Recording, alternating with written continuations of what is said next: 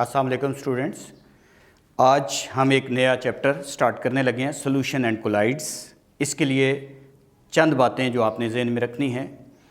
इसमें सबसे important portion, ये हम कंप्लीट चैप्टर यहाँ डिस्कस करेंगे विद एक्सरसाइज, लेकिन इसमें जो इम्पॉर्टेंट चीज़ें हैं वो बच्चे के लिए वो सबसे इम्पॉर्टेंट ये है कि यूनिट ऑफ कंसंट्रेशंस, जिसमें परसेंटेज वाली यूनिट है, फिर molarity, molality, mole fraction, parts per million, parts per billion, parts per trillion. इसी तरीके से इसमें एक क्वेश्चन है राउट्स लॉ। ये बहुत इंपॉर्टेंट क्वेश्चन होता है, बोर्ड में काफ़ी पेपर में पूछा जाता है। इसके बाद हमारे पास है इसमें कॉलिगेटिव प्रॉपर्टीज़। आप अगर पास्ट पेपर देखेंगे, फेडरल बोर्ड को फॉलो करेंगे, या अगर सपोज करें कोई पंजाब टेक्स्ट बुक का बच्चा भी इसको देखना चाह रहा है, तो बेटा वहाँ पे ये चैप्टर नंबर 9 है, यहाँ पे चैप्टर नंबर 10 है, और सेम उसी तरह की चीज़ें यहाँ मौजूद हैं। तो इसलिए ये इम्पॉर्टेंट हैं। एक अगर बच्चा कोई शॉर्टकट में याद करना चाह रहा है तो वो यूनिट ऑफ कंसंट्रेशन ज़रूर तैयार करे, राउट्स लॉ का टॉपिक ज़रूर तैयार करे, और उसके बाद कॉलिगेटिव प्रॉपर्टीज़ का टॉपिक ज़रूर तैयार करे। इंशाल्लाह उसको बोर्ड में बहुत ज़्यादा फ़ायदा होगा। और उसके अपने कॉलेजेस, जितने भी कॉलेज हैं, जो भी बच्चे इसको फॉलो करते हैं, तो उनको अपने कॉलेज के पेपर में इसमें बहुत ज़्यादा फ़ायदा होगा। तो हम नेक्स्ट टॉपिक की तरफ जा रहे हैं, यूनिट ऑफ कंसंट्रेशन। मुख्तलिफ यूनिट हैं, जैसे हमारे पास एक यूनिट है मास परसेंटेज, मास परसेंटेज। इसकी 4 टाइप भी मैं यहाँ पढ़ाऊँगा। सेकंड यूनिट है मोलैरिटी, और थर्ड यूनिट है मोलैलिटी। आज के लेक्चर के अंदर हम कोशिश करेंगे इन्हीं यूनिट पे बात करें, और नेक्स्ट फिर हम मज़ीद जो इसकी 3 यूनिट रह गई हैं उनको हम डिस्कस करेंगे। सबसे पहले मास परसेंटेज क्या है? मास परसेंटेज, अच्छा, इसकी फर्दर 4 टाइप्स हैं। एक को हम नाम देते हैं परसेंटेज वेट बाय वेट, ऐसे लिखा होता है बच्चों।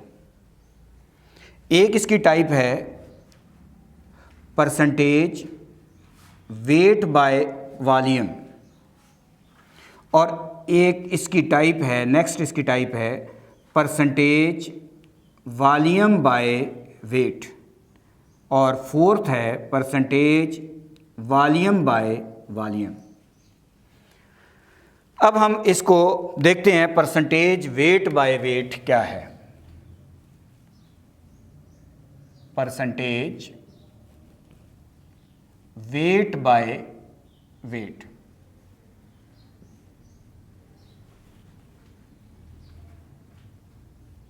अब अगर हम इसमें आते हैं परसेंटेज वेट बाय वेट, जिसको हम डिनोट परसेंटेज W/W से करते हैं। वेट W से डिनोट होता है, तो इसमें आपको पता है परसेंटेज हमेशा 100 में से निकाली जाती है। अगर मैं इसको डिफाइन करना चाहूँ तो इसकी डेफिनेशन ये कर सकता हूँ। आप 4 जब इन टाइप को देखेंगे तो आपको खुद ही डेफिनेशन याद हो जाएगी। It is the number of grams of salute, देखिए ऊपर सैल्यूट है, it is the number of gram of salute dissolve in 100 gram of solution is called percentage weight by weight.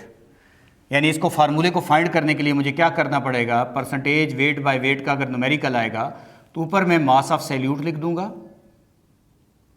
Salute आपको पता है सोल्यूशन के अंदर कम मिकदार में जो चीज़ पाई जाती है उसे सैल्यूट कहते हैं, divided by mass of solution लिख दूंगा, मास ऑफ सोल्यूशन इनटू क्या कर दूंगा 100। ये परसेंटेज वेट बाय वेट को फाइंड करने का फार्मूला है। It is the number of gram of salute, it is the number of gram of salute dissolve in 100 gram of solution is called percentage weight by weight. जैसे suppose करें मैं आपसे कहता हूँ हमारे पास 5% NaCl का सोल्यूशन है, ठीक है, NaCl का 5% सोल्यूशन है, एक्वा सोल्यूशन है। तो इसमें अगर मैं आपसे कहूँ सैल्यूट, NaCl एक सैल्यूट है, तो सैल्यूट कितना होगा, तो आप कहेंगे सैल्यूट इसमें 5 ग्राम है। 5% वेट बाय वेट सोल्यूशन है, अगर 5% वेट बाय वेट आप समझ लें सोल्यूशन हमारे पास मौजूद है। मज़ीद इसको क्लियर कर देते हैं। अब सैल्यूट जो है वो 5 ग्राम है। अच्छा, इसी तरीके से सोल्यूशन टोटल कितना है, तो आपको पता है सोल्यूशन टोटल 100 ग्राम है। तो इसमें सॉल्वेंट कितना होगा, तो लाजमी बात है सॉल्वेंट जो है, सैल्यूट और सॉल्वेंट मिलाएं तो सोल्यूशन बनता है। तो सोल्यूशन में से अगर हम इसको माइनस कर देंगे तो ये हमारे पास आ जाएगा जी 100 माइनस सैल्यूट को माइनस कर दें 95 ग्राम सॉल्वेंट आ जाएगा। तो ये परसेंटेज वेट बाय वेट की डेफिनेशन आपको समझ आ गई। सेकंड हमारे पास है, उसकी डेफिनेशन हम करते हैं percentage weight by volume, percentage weight by volume. इसको आमतौर पर ऐसे लिखा होता है परसेंटेज वेट बाय वॉल्यूम। अच्छा, वॉल्यूम जब भी यूज़ करना है यहाँ पे बच्चों इस यूनिट के अंदर सेंटीमीटर क्यूब में यूज़ करना है। 1 सेंटीमीटर क्यूब 1 मिलीलीटर के बराबर होता है, इसलिए सेंटीमीटर क्यूब और मिलीलीटर एक ही चीज़ है। इसकी डेफिनेशन क्या करेंगे, ऊपर तो सैल्यूट होता है, नीचे सोल्यूशन होता है, तो it is the number of gram of salute, it is the number of gram of salute dissolve in 100 centimetre cube of solution. क्योंकि वॉल्यूम है और वॉल्यूम सेंटीमीटर क्यूब में होगा, it is the number of gram of salute dissolve in 100 centimetre cube of solution is called percentage weight by volume. तो इस फार्मूले को find करने के लिए क्या कर सकते हैं, परसेंटेज वेट बाय वॉल्यूम होगा, ऊपर लिख देंगे mass of salute, mass of solute, नीचे लिख देंगे volume of solution in centimetre cube, into क्या कर देंगे 100, ये हमारे पास है। It is the number of gram of salute dissolve in 100 centimetre cube of solution is called percentage weight by volume. Next हम यूनिट पे आते हैं, और नेक्स्ट हमारे पास इसमें यूनिट जो आती है वो हमारे पास है third unit, percentage volume by weight, percentage volume by weight. इसको हम लिखते किस तरह हैं, इसको हम आमतौर पर लिखते हैं जी परसेंटेज, ऊपर वॉल्यूम, नीचे वेट लिख देंगे, परसेंटेज वॉल्यूम बाय वेट। अब अगर बच्चों हमने इसको लिखना है तो इसकी भी यूनिट, इसको भी ज़हन में रखिए, ऊपर तो हमेशा सैल्यूट होता है, तो इसको डिफाइन कैसे कर सकते हैं, it is the number of centimetre cube of salute, it is the number of centimetre cube of salute dissolve in 100 gram of solution, it is the number of centimetre cube of salute dissolve in 100 gram of solution is called percentage volume by weight. तो percentage volume by weight का formula क्या बन जाएगा, तो percentage volume by weight का formula हो जाएगा, ऊपर वॉल्यूम ऑफ सैल्यूट, बच्चों ये किस में होगा, सेंटीमीटर क्यूब में, नीचे क्या होगा मास ऑफ सोल्यूशन, ये ग्राम में होगा, इनटू 100, ये आप ऐसे फाइंड कर सकते हैं। और नेक्स्ट यूनिट की तरफ अगर हम चलें तो नेक्स्ट हमारे पास इसमें है percentage volume by volume, percentage volume by volume. इसको आमतौर पर हम लिखते हैं percentage V over V, volume क्योंकि V से डिनोट होता है, इसका मतलब है सैल्यूट भी सेंटीमीटर क्यूब में है और सोल्यूशन भी सेंटीमीटर क्यूब में है। तो डेफिनेशन क्या करें बच्चों, इसकी डेफिनेशन होगी it is the number of centimetre cube of salute, it is the number of centimetre cube of salute dissolve in 100 centimetre cube of solution, dissolve in 100 centimetre cube of solution is called percentage volume by volume. इसका formula कैसे लिख सकते हैं, percentage volume by volume, ऊपर लिख देंगे volume of salute, लेकिन बच्चों ये वॉल्यूम किस में पुट करना है, सेंटीमीटर क्यूब में, नीचे वॉल्यूम ऑफ सोल्यूशन, जो भी वॉल्यूम ऑफ सोल्यूशन गिवन होगा वो भी सेंटीमीटर क्यूब में पुट करना है, इनटू 100 कर देंगे तो परसेंटेज वॉल्यूम बाय वॉल्यूम निकल आएगी। तो नेक्स्ट यूनिट की तरफ जा रहे हैं, एक यूनिट तो आपको उम्मीद है कि समझ आ गई होगी, इसके न्यूमेरिकल आप इसका प्रैक्टिस करना चाहें तो ये फार्मूले दिए हुए हैं, जस्ट आप इसकी एग्जांपल प्रैक्टिस कर सकते हैं। अब इसके ऊपर आते हैं मोलैरिटी, होमवर्क के तौर पे बच्चों इसकी एग्जांपल एक कोई प्रैक्टिस कर लें। नंबर 2 मोलैरिटी, सेकंड यूनिट की तरफ आ रहे हैं। मोलैरिटी ये भी कंसंट्रेशन की यूनिट है, कंसंट्रेशन की मुख्तलिफ यूनिट्स हमारे इस सिलेबस में है। मोलैरिटी कंसंट्रेशन की यूनिट है, इसकी डेफिनेशन इसकी मैथमेटिकल फॉर्म से कर सकते हैं। एक तो याद रखें मोलैरिटी को कैपिटल M से डिनोट करते हैं, और इसका फार्मूला क्या है, ऊपर मैं लिखने लगा हूँ number of moles of salute divided by volume of solution in decimetre cube. 1 decimetre cube 1 litre के बराबर होता है। देखिए इसकी मैथमेटिकल फॉर्म से इसकी कैसे डेफिनेशन करूं। इसकी डेफिनेशन लिखना चाहें तो आप यहां से लिख सकते हैं, it is the number of moles of salute dissolve in 1 decimetre cube of solution is called molarity. It is the number of moles of salute dissolve in 1 decimetre cube of solution is called molarity. जितने मोल 1 litre में आप उसके dissolve करोगे वो उसकी molarity कहलाएगी। जैसे suppose करें 1 लीटर मेरे पास टोटल सोल्यूशन है तो उसमें NaOH के 2 मोल डिजॉल्व हैं तो वो 2 मोलर सोल्यूशन होगा। तो ऐसा सोल्यूशन जिसकी यूनिट मोलैरिटी होती है उसे मोलर सोल्यूशन कहते हैं। तो इसकी डेफिनेशन तो आपको समझ आ गई कि it is the number of moles of salute dissolve in 1 decimetre cube of solution is called molarity. It is denoted by capital M। और ऐसा सोल्यूशन जिसकी यूनिट मोलैरिटी होती है उस सोल्यूशन को हम मोलर सोल्यूशन कहते हैं। Solution having unit molarity is called molar solution. जैसे अगर मैं आपसे कहूं कि हमने 1 मोलर NaOH का सोल्यूशन बनाना है, कैसे बनाएंगे, तो हमें पहले देखना होगा कि 1 मोल ऑफ NaOH कितने ग्राम की इक्वल होगा। तो 1 मोलर NaOH का सोल्यूशन बनाना है तो 1 मोल NaOH का सोडियम का मास 23, ऑक्सीजन का मास 16, हाइड्रोजन का मास 1 इक्वल टू 40 ग्राम, यानी 40 ग्राम इसका मोलर मास कहलाता है। मोलर मास 1 मोल का मास। अगर मैं 40 ग्राम लेकर बच्चों इसके 1 लीटर फ्लास्क के 1 लीटर फ्लास्क लेके उसमें पानी में डिज़ॉल्व कर दूं तो मेरे पास जो सोल्यूशन बनेगा वो क्या कहलाएगा, वो 1 मोलर सोल्यूशन कहलाएगा। 1 मोलर सोल्यूशन कहलाएगा। इसके छोटे छोटे जब न्यूमेरिकल आते हैं बड़े सिंपल तरीके से आप कर सकते हैं। जैसे मैं अगर आपसे कहूँ कि 5 ग्राम NaCl के डिज़ॉल्व हैं इन 100 सेंटीमीटर क्यूब ऑफ वाटर, ठीक है, तो अब आप इसकी मोलैरिटी बताएं। तो आपने फार्मूले को ज़रा ध्यान करना है। Number of moles of salute, इसका मतलब है ये मेरे पास ग्राम है तो मैं पहले इसके मोल निकाल लूँगा।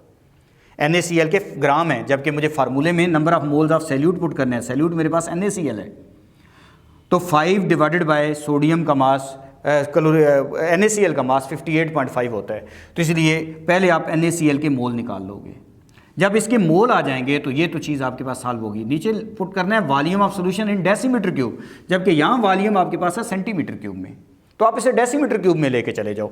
आपको पता है कि डेसीमीटर क्यूब और सेंटीमीटर क्यूब में ये रिलेशन होता है। 1 डेसीमीटर क्यूब इक्वल होता है 1000 डेसीमीटर क्यूब के।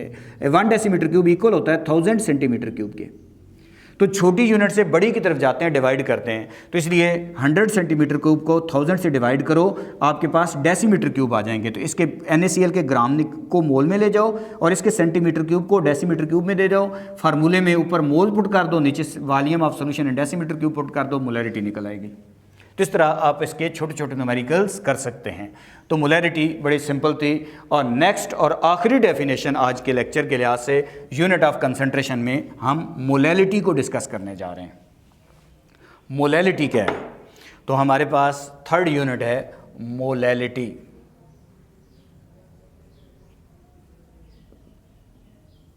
इसको स्मॉल m से डिनोट करते हैं बच्चों।